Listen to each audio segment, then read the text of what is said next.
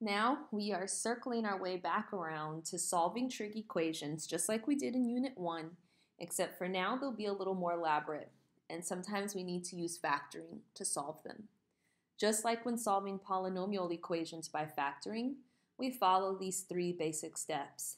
First step, get your equation equal to 0. Second step, factor. Third step, use the zero product property. So in the example below, if I want to get this equation equal to 0, the first thing I'm going to do is subtract 2 cotangent x. And then these two terms will cancel here. And I'm left with the equation cotangent x cosine squared x minus 2 cotangent x equals 0. Now remember, when factoring, the first thing you should always check for is a GCF. And out of these two terms, I see that my GCF is cotangent x. So if I factor that out, I have cotangent x times cosine squared x minus 2 equals 0. Now, I can use the zero product property to separate this into two equations.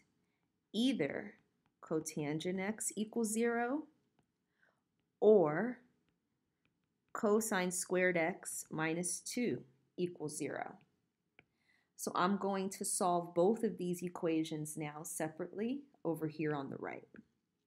So if I focus in on cotangent x equaling 0 in my unit circle, where would that happen?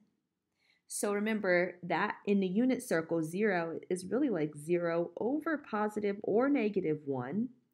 Now, if you don't like cotangent, you could think of this as being tangent x is positive or negative 1 over 0, whatever way you like it.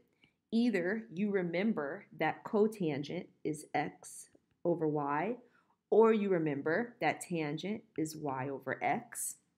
So if I try to visualize my unit circle, I have to ask myself, where is x 0?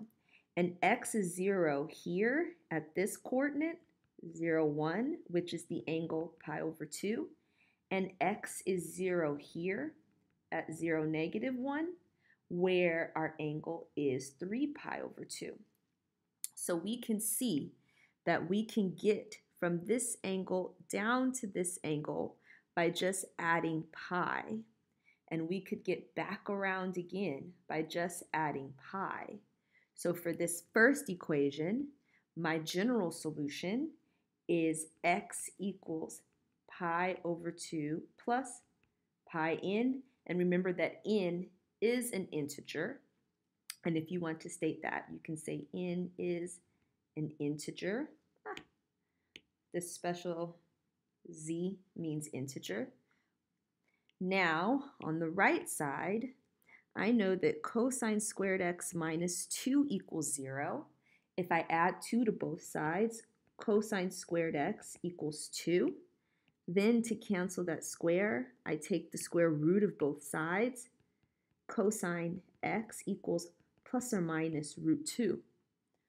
Now, remember that cosine x is always in between negative 1 and 1. And square root of 2 is greater than 1. So, therefore, this piece has no solution because square root of 2 is not in between negative 1 and 1. So this here is our final solution.